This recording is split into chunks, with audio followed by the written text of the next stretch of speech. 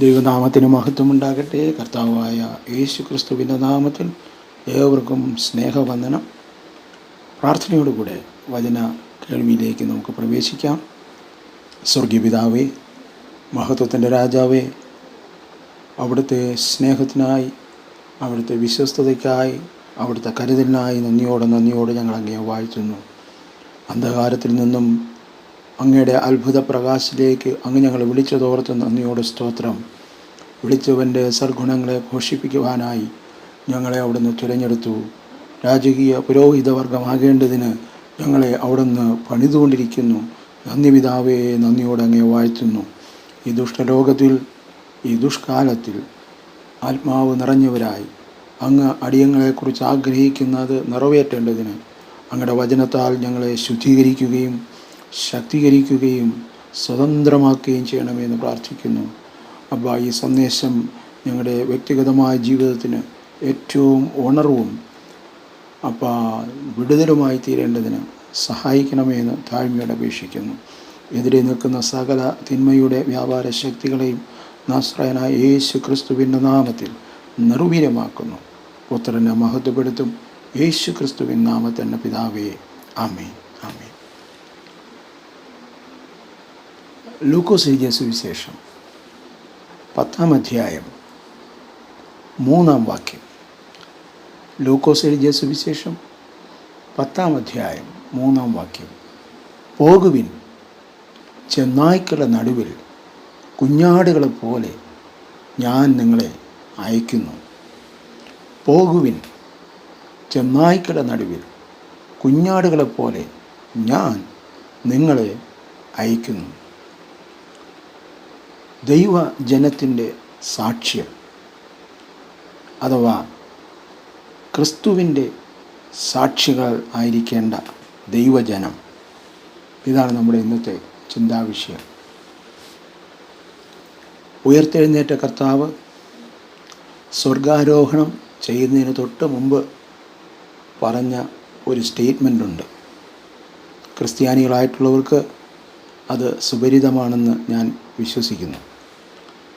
അപ്പോസ്തലപ്രവൃത്തികൾ 1-ാം അധ്യായം 8-ാമത്തെ വാക്യമാണ്. പരിശുദ്ധാത്മാവ് നിങ്ങളുടെ മേൽ വരുമ്പോൾ നിങ്ങൾ ശക്തി ലഭിച്ചിട്ട് യെരുശലേമിലും യഹൂദിയിൽ ശമര്യയിൽ അങ്ങനെ ഭൂമിയുടെ അറ്റത്തോളം എൻ്റെ സാക്ഷികൾ ആകും. ക്രിസ്തുവിൻ്റെ സാക്ഷികളായി ജീവിക്കുവാൻ വിളിക്കപ്പെട്ടവരാണ് നാം. യേശു കർത്താവ് തൻ്റെ ഐഹിക ശുശ്രൂഷാകാലത്ത് പ്രധാനമായും 3 ആഹ്വാനങ്ങളാണ് നൽകിയത്. ഒന്നാമത്തേത്, എൻ്റെ അടുക്കൽ വരുവിൻ, ഞാൻ നിങ്ങളെ ആശ്വസിപ്പിക്കും. Come unto me, I will give you rest. രണ്ടാമത്തെ ആഹ്വാനം, എന്നെ അനുഗമിക്കാം, ഞാൻ നിങ്ങളെ മനുഷ്യരെ പിടിക്കുന്നവരാക്കും. Follow me, I will make you fishers of men. ഈ പ്രസ്താവന, ഈ ആഹ്വാനം അനേകർ ഏറ്റെടുത്തില്ല. ആശ്വാസത്തിനായി തിക്കിത്തിരഞ്ഞുകൊണ്ട് പുരുഷാരം വന്നു. പക്ഷേ ക്രിസ്തുവിനെ അനുഗമിക്കുവാനായി ഒരുമ്പെട്ടവർ വളരെ ചുരുക്കമാണ്.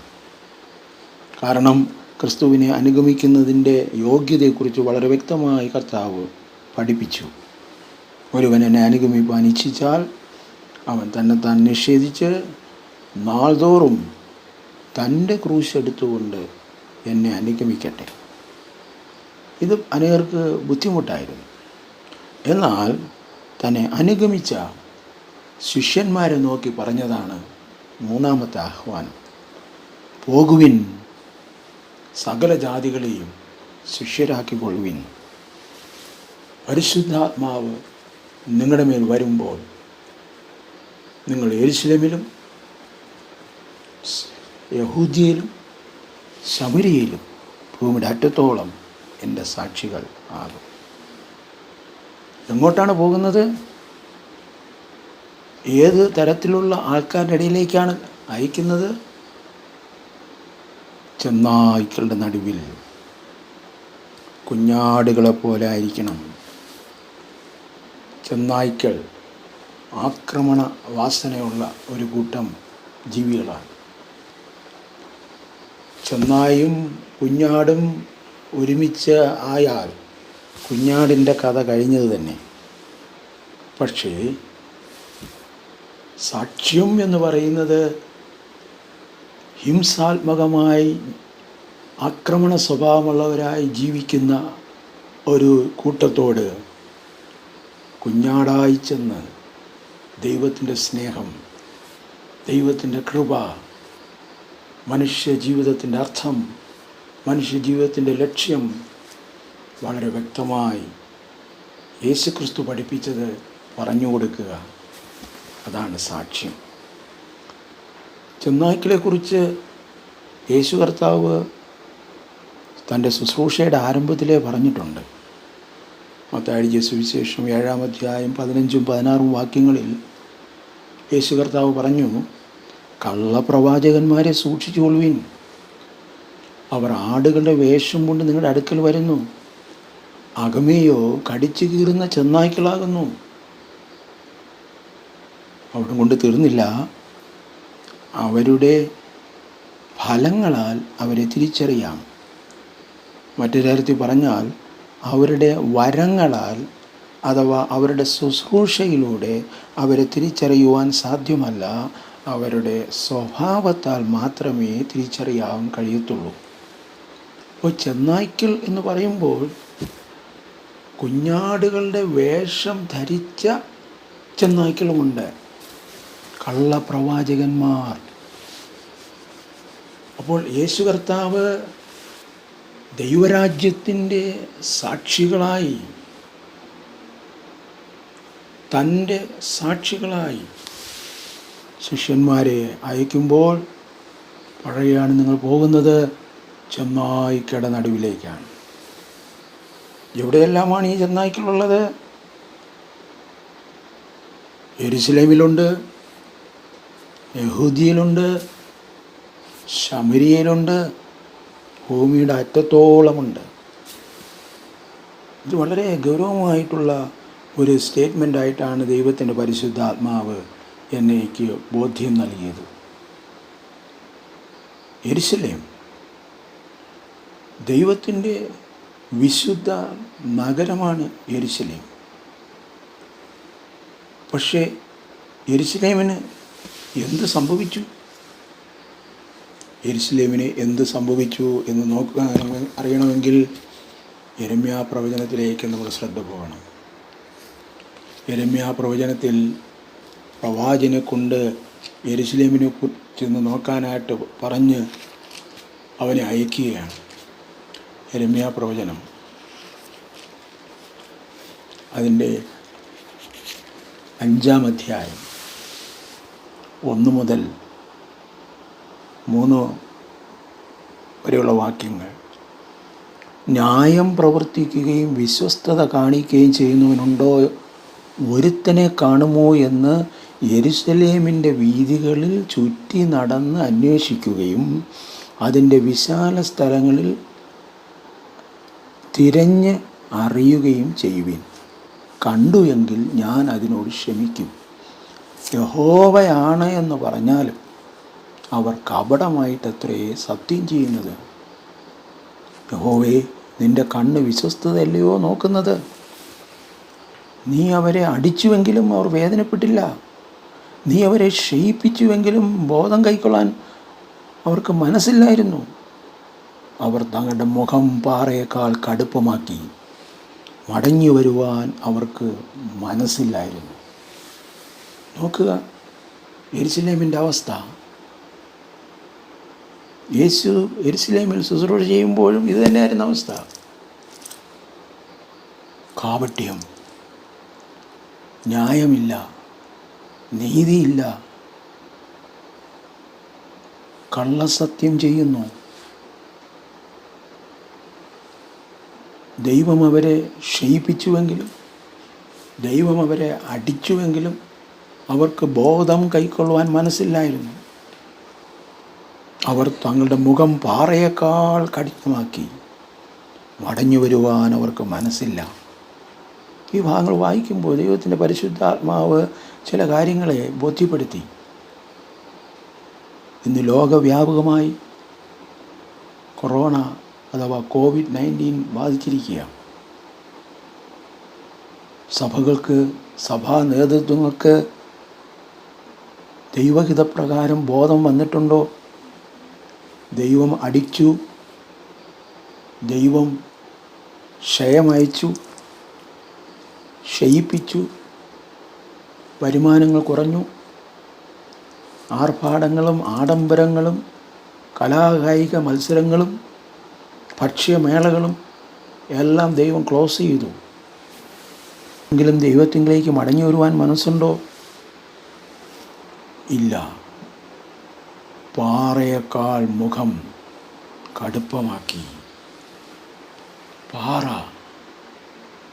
ദൈവത്തിൻ്റെ വചനം യിരെമ്യാ പ്രവചനം തന്നെ പറയുന്നു, 23:28 ദൈവത്തിൻ്റെ വചനം പാറയെ തകർക്കുന്ന ചുറ്റിക പോലെയാണെന്ന്. പക്ഷെ ഇവിടെ വചനം പറഞ്ഞിട്ട് യാതൊരു മാറ്റവും വരുന്നില്ല. കാരണം പാറയേക്കാൾ കടുപ്പമാക്കി കളഞ്ഞു. വചനത്തിനിവിടെ സ്ഥാനമില്ല. ദൈവത്തിലേക്ക് മടങ്ങി വരുവാൻ മനസ്സില്ല. ഈ യെരുശലേമിൽ പോയി ക്രിസ്തുവിൻ്റെ സാക്ഷ്യം പറയണം. എന്താണ് ക്രിസ്തുവിൻ്റെ സാക്ഷ്യം? പീലാത്തോസിൻ്റെ മുമ്പിൽ നിൽക്കുന്ന യേശുവിനോട് പീലാത്തോസ് ചോദിക്കുകയാണ്, നീ യഹൂദന്മാരുടെ രാജാവോ? യോഹന്നാൻ എഴുതിയ സുവിശേഷം 18-ാം അധ്യായം. അവിടെ 34 മുതലേ ഉള്ള വാക്യങ്ങളിൽ ഇത് നമ്മൾ കാണുന്നുണ്ട്. യേശു ചോദിക്കുകയാണ്, വാസ്തവമായി നീ ഇത് സ്വയമായി പറയുന്നതാണോ, മറ്റുള്ളവർ എന്നെക്കുറിച്ച് നിന്നോട് പറഞ്ഞിട്ടാണോ ചോദിക്കുന്നത്?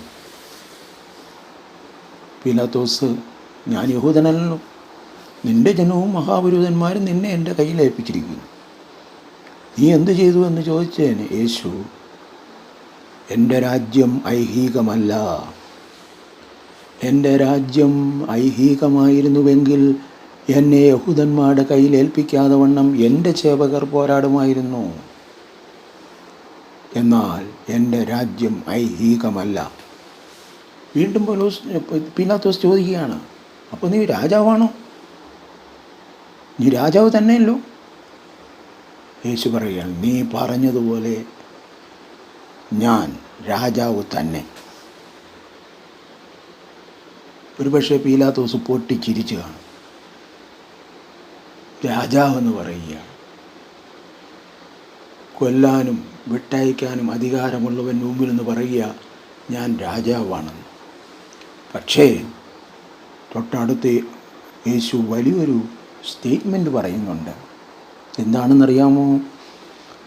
സത്യത്തിന് സാക്ഷി നിൽക്കേണ്ടതിന് ഞാൻ ജനിച്ചു, അതിനായി ലോകത്തിൽ വന്നുമിരിക്കുന്നു. സത്യതൽപരനായവനെല്ലാം എൻ്റെ വാക്ക് കേൾക്കുന്നു.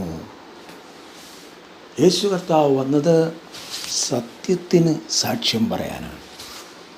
സത്യം അറിയുവാൻ, സത്യം അനുസരിക്കുവാൻ മനസ്സുള്ളവർ യേശു കർത്താവ് പറയുന്നത് കേൾക്കും. യേശു കർത്താവ് വന്നത് ഈ ലോകത്തിൽ ഒരു രാജ്യം സ്ഥാപിക്കാനല്ല. യേശു കർത്താവിൻ്റെ സുവിശേഷം ദൈവരാജ്യത്തിൻ്റെ സുവിശേഷമാണ്. ക്രിസ്തു രാജാവായിരിക്കുന്ന രാജ്യത്തിൻ്റെ സുവിശേഷം സാക്ഷ്യമായി പ്രസംഗിക്കപ്പെടണം എന്ന് യേശു കർത്താവ് പറഞ്ഞു. മത്തായി സുവിശേഷം 24:14 ഈ രാജ്യത്തിൻ്റെ സുവിശേഷം സകല ജാതികൾക്കും സാക്ഷ്യമായി പ്രസംഗിക്കപ്പെടും, അപ്പോൾ അവസാനം വരും. ക്രിസ്തു രാജാവായിരിക്കുന്ന ദൈവരാജ്യത്തിൻ്റെ സുവിശേഷം സാക്ഷ്യമായി പ്രസംഗിക്കപ്പെടണം. അതിനായിട്ടാണ് പരിശുദ്ധാത്മാവിനാൽ ബലപ്പെടുത്തുന്നത്. സാക്ഷ്യയോഗം എന്ന് പറയുമ്പോൾ പലരും കരുതുന്നത് എനിക്ക് പനിയായിരുന്നു, പല്ലുവേദനയായിരുന്നു, എനിക്കല്ലെങ്കിൽ ഇന്ന രോഗമായിരുന്നു. മോളുടെ പരീക്ഷയായിരുന്നു, മോളുടെ കല്യാണക്കാര്യവുമായി ബന്ധപ്പെട്ട്, ജോലി സംബന്ധമായി, ഇതിൽ നിന്നെല്ലാം ദൈവം നൽകിയ അനുഗ്രഹങ്ങൾ പറയുന്നതാണ് സാക്ഷ്യമെന്നാണ് നമ്മൾ പൊതുവെ ധരിച്ചു വച്ചിരിക്കുന്നത്. പക്ഷേ ദൈവജനത്തിൻ്റെ, ഒരു ദൈവ പൈതലിൻ്റെ സാക്ഷ്യമെന്ന് പറയുന്നത് ദൈവ രാജ്യത്തിൻ്റെ രാജാവായിരിക്കുന്നവനെ കുറിച്ചുള്ളൊരു സാക്ഷ്യമാണ്. ആ സത്യത്തെ വിളിച്ചു പറയുക. ഐഹികമായത് ശാശ്വതമല്ല, കാണുന്നതെല്ലാം താൽക്കാലികം, കാണാത്തതോ നിത്യം. ആ നിത്യമായതിനെക്കുറിച്ച് ധൈര്യത്തോടെ സാക്ഷ്യം പറയുക. ക്രിസ്തുവിൻ്റെ വചനത്തെ ധൈര്യത്തോടെ ഘോഷിക്കുക.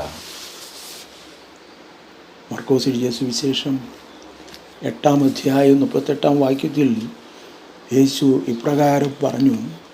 മർക്കോസ് എഴുതിയ സുവിശേഷം 8-ാം അധ്യായം അതിൻ്റെ 28-ാമത്തെ വാക്യത്തിൽ, വ്യഭിചാരവും പാപവുമുള്ള ഈ തലമുറയിൽ ആരെങ്കിലും എന്നെയും എൻ്റെ വചനങ്ങളെയും കുറിച്ച് ലജ്ജിച്ചാൽ അവനെക്കുറിച്ച് മനുഷ്യപുത്രനും തൻ്റെ പിതാവിൻ്റെ തേജസ്സിൽ വിശുദ്ധ ദൂതന്മാരുമായി വരുമ്പോൾ ലജ്ജിക്കും. വ്യഭിചാരവും പാപവുമുള്ള ഈ തലമുറയും. യേശു കർത്താവ് ശുശ്രൂഷിക്കുമ്പോഴേ ദേശത്ത് വ്യഭിചാരവും പാപവും നിറഞ്ഞിരിക്കുക. അന്ത്യനാളുകളിൽ, ഈ ദുഷ്കാലത്തിൽ ഇത് എത്രമാത്രം പെരുകിയിരിക്കുന്നുവെന്ന് വാക്കുകളാൽ വർണ്ണിക്കാൻ കഴിയത്തില്ല. ഈ തലമുറയിൽ ഈ സത്യത്തെക്കുറിച്ച്, വചനം സത്യമാണ്.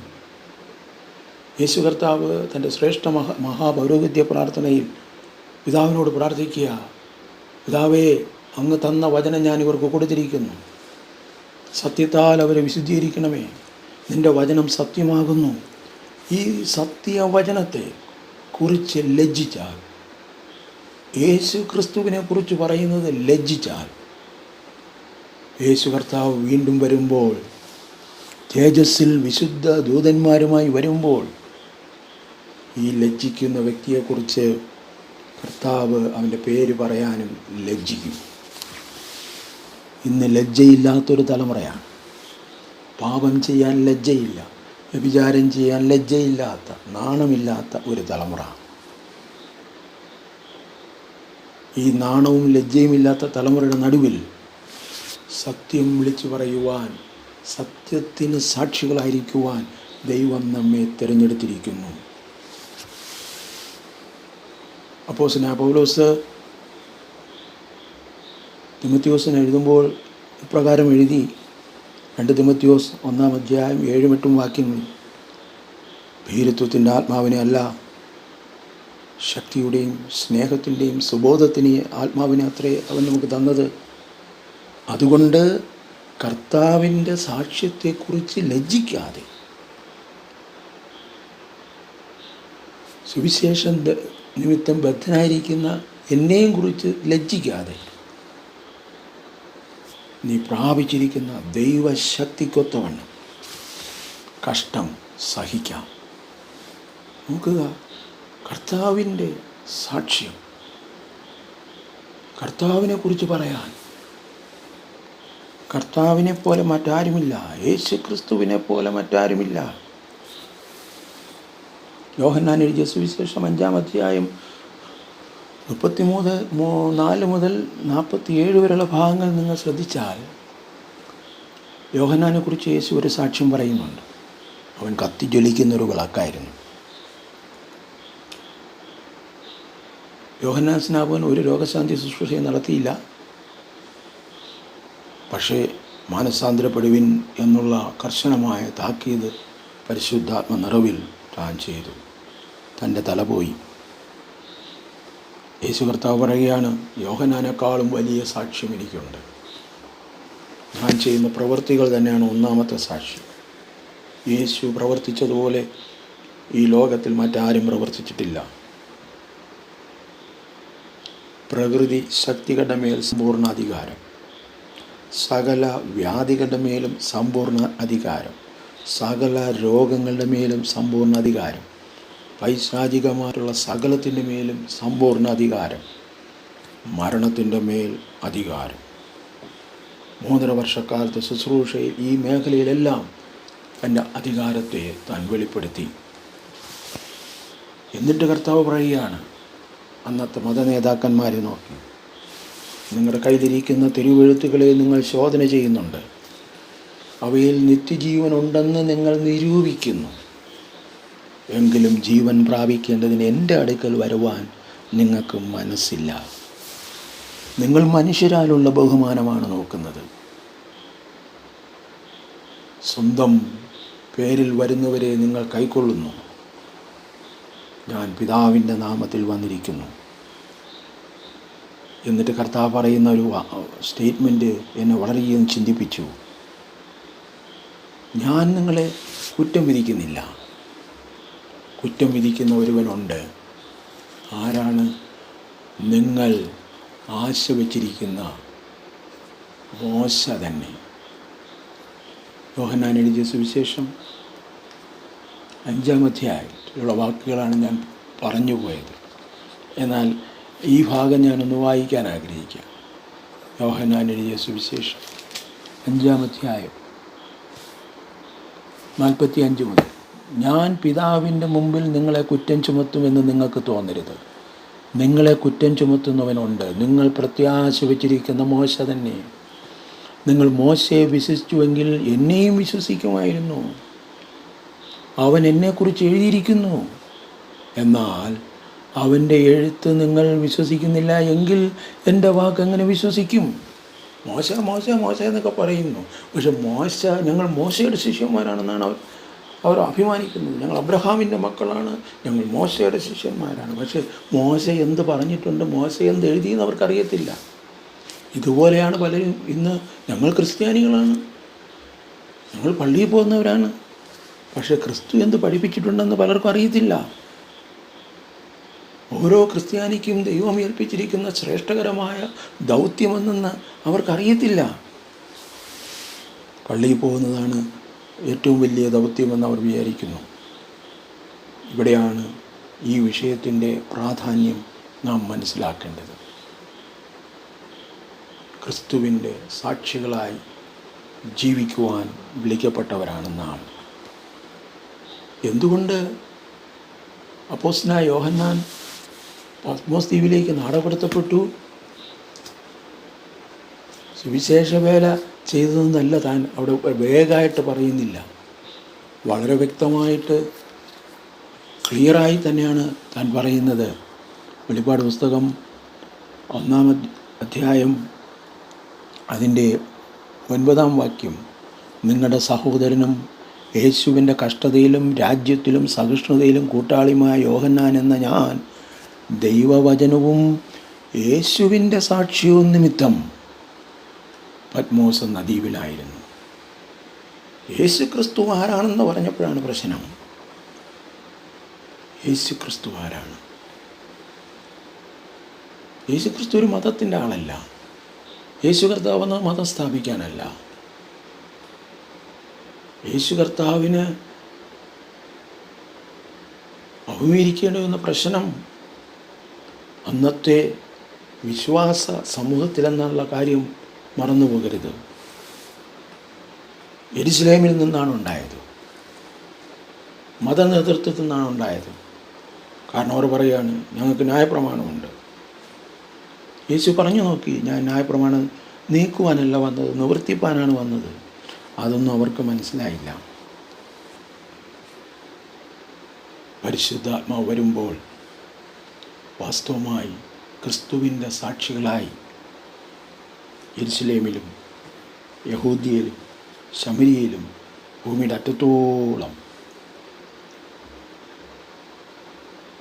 പോയി സാക്ഷ്യം പറയുവാൻ ദൈവജനം ശക്തരാകുന്നു.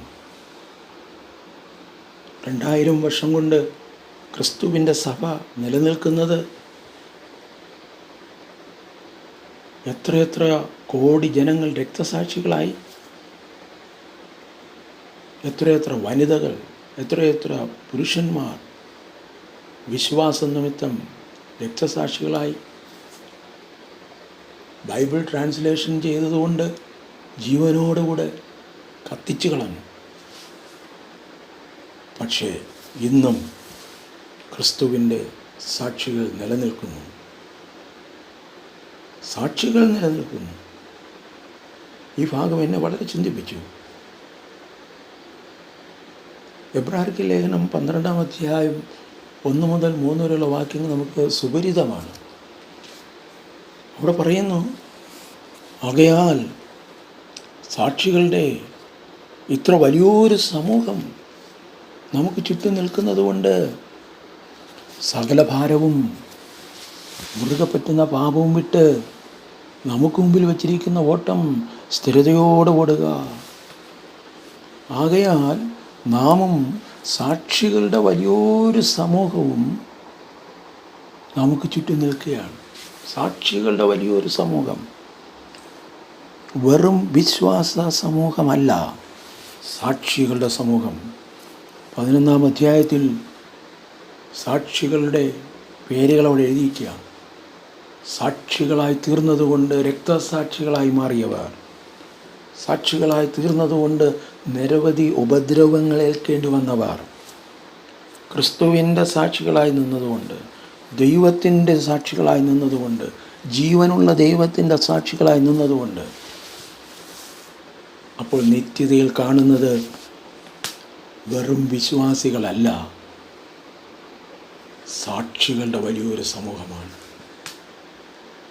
ഇത് ഒരു പരിധിവരെ എന്നെ ഭയപ്പെടുത്തി. സാക്ഷികളുടെ സമൂഹത്തിൽ ഞാൻ കാണുമോ? ക്രിസ്തുവിന് വേണ്ടി ഞാൻ എത്രമാത്രം ക്രിസ്തുവിനെ കുറിച്ച് സാക്ഷീകരിച്ചിട്ടുണ്ട്. ദൈവം എന്നെ നടത്തി, ദൈവം എന്നെ കരുതി, ദൈവം എന്നെ ഉയർത്തി, ദൈവം എനിക്ക് നല്ലവനായിരുന്നു, അവിടെ നിന്ന് എനിക്ക് വല്ലവനായിരുന്നു. എൻ്റെ വിശ്വാസത്തെ ദൈവം മാനിച്ചു. എന്നാൽ സാക്ഷികളുടെ സമൂഹത്തിൽ ഞാൻ കാണുമോ? അതോ വെറും വിശ്വാസ സമൂഹമായിട്ടാണോ? സാക്ഷികളുടെ സമൂഹത്തിൽ അംഗമാകണമെങ്കിൽ അവിടെ ചില ക്വാളിഫിക്കേഷൻസ് പറഞ്ഞിരിക്കുകയാണ്. സാക്ഷികളുടെ വലിയ സമൂഹത്തിൻ്റെ പ്രത്യേകത, സകല ഭാരവും വിട്ട് ഓടിയവർ, മുറുകെ പറ്റുന്ന പാപം വിട്ട് ഓടിയവർ, മുമ്പിൽ വച്ചിരിക്കുന്ന ഓട്ടം സ്ഥിരതയോടെ ഓടിയവർ, അവരാണ് രക്തസാക്ഷികളായി തീർന്നത്. ഭാരം ഒരുപാട് അവർക്കുണ്ടായിരുന്നു. ആ ഭാരമെല്ലാം അവർ വിട്ടു. അവർ സുഖകരമായി ജീവിച്ചവരൊന്നുമല്ല. സുഖകരമായി ജീവിച്ചവരും അവരുടെ സുഖസൗകര്യങ്ങൾ വലിച്ചെറിഞ്ഞു. മിഷണറിമാർ സുഖസൗകര്യമായി ജീവിച്ചവർ അവരുടെ സുഖസൗകര്യങ്ങൾ വലിച്ചെറിഞ്ഞിട്ട് ഭാരങ്ങളെ ഏറ്റെടുക്കാൻ അവർ വന്നു. മറ്റ് പല ഭാരങ്ങളും അതിനെ അവർ വലിച്ചെറിഞ്ഞു. മുറുകെ പറ്റുന്ന പാപങ്ങളെ അവർ വിട്ടു. മുമ്പിൽ വെച്ചിരിക്കുന്ന ഓട്ടം സ്ഥിരതയോടെ ഓടി. അവരുടെ ജീവിതത്തിൽ ഒരിക്കലും പിന്മാറ്റം സംഭവിച്ചില്ല. അവർ മാതൃ ആക്കിയത് യേശുക്രിസ്തുവിനെ. യേശുക്രിസ്തു എങ്ങനെയാണ് 3.5 വർഷക്കാലം പീഡനങ്ങളുടെ മധ്യേ, വിമർശനങ്ങളുടെ മധ്യേ സത്യത്തിന് സാക്ഷിയായി ജീവിച്ചത് അവർ കണ്ടു. അതാണ് എബ്രായ ലേഖന കർത്താവ് പറഞ്ഞിരിക്കുന്നത്, തൻ്റെ മുമ്പിൽ വച്ചിരുന്ന സന്തോഷം ഓർത്ത് അപമാനം അലക്ഷ്യമാക്കി ക്രൂശിനെ സഹിച്ചു ദൈവസിംഹാസനത്തിൻ്റെ വലത്ത് ഭാഗത്തിരിക്കുകയും ചെയ്യും. നിങ്ങളുടെ ഉള്ളിൽ ക്ഷീണിച്ച് മടുക്കാതിരിക്കാൻ പാപികളാൽ ഇങ്ങനെയുള്ള വിരോധം സഹിച്ചവനെ ധ്യാനിച്ചു കൊള്ളുക.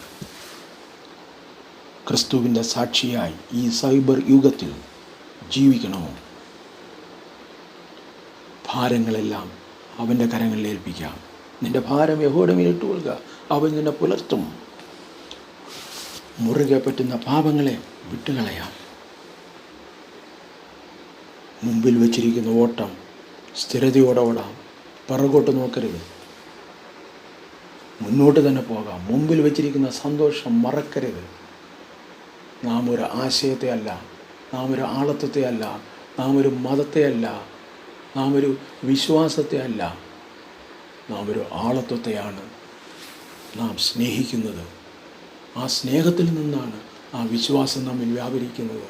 അത് വെറും സ്നേഹവും വിശ്വാസവും മാത്രമല്ല, ആ സ്നേഹത്തിൻ്റെ ആത്മാവിനാൽ അവൻ നമ്മെ നിറയ്ക്കുന്നു.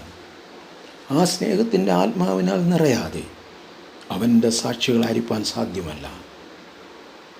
ഉയർത്തെഴുന്നേറ്റ യേശുവിനെ പോലും കണ്ടവർ മത്സ്യം പിടിക്കാനായിട്ട് അവർ തിരിഞ്ഞുപോയി. എന്നാൽ പരിശുദ്ധാത്മാവ് അവരുടെ മേൽ വന്നു കഴിഞ്ഞ ശേഷം അവർ ഒരിക്കലും പഴയ ജോലിയിലേക്ക് അവർ പോയില്ല. അവരുടെ ശുശ്രൂഷയിൽ പരിശുദ്ധാത്മാവ് കൂടെ ഉണ്ടായിരുന്നു. എന്തെല്ലാം പ്രതികൂലങ്ങൾ വന്നോ, ആ പ്രതികൂലങ്ങളെല്ലാം അവർ പരിശുദ്ധാത്മ നിറവോടുകൂടെ അതിനെ അഭിമുഖീകരിച്ചു. പരിശുദ്ധാത്മാവ് നിറവോടുകൂടെ അവർ ശുശ്രൂഷിച്ചു. സ്തെഫാനോസിൻ്റെ മേൽ കല്ലെറിയപ്പെടുമ്പോഴും അവൻ പരിശുദ്ധാത്മാവിനാൽ നിറഞ്ഞവനായിരുന്നു. ഈ നാളുകളിൽ, ഈ ദുഷ്കാലത്തിൽ ആത്മാവ് നിറഞ്ഞവരായി ദൈവഹിതപ്രകാരം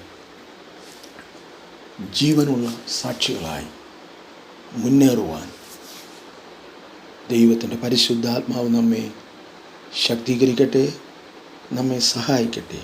അങ്ങനെ ഭക്ഷണവും പാനീയവുമല്ല, നീതിയും സമാധാനവും പരിശുദ്ധാത്മാവിൽ സന്തോഷവുമെന്ന് ദൈവരാജ്യത്തെക്കുറിച്ച് പറഞ്ഞിരിക്കുന്ന ആ ദൈവരാജ്യത്തിൻ്റെ സാക്ഷികളായി ജീവിപ്പാൻ ദൈവത്തിൻ്റെ പരിശുദ്ധാത്മാവ് നമ്മെ പ്രാപ്തരാക്കട്ടെ. ആമേൻ, ആമേൻ.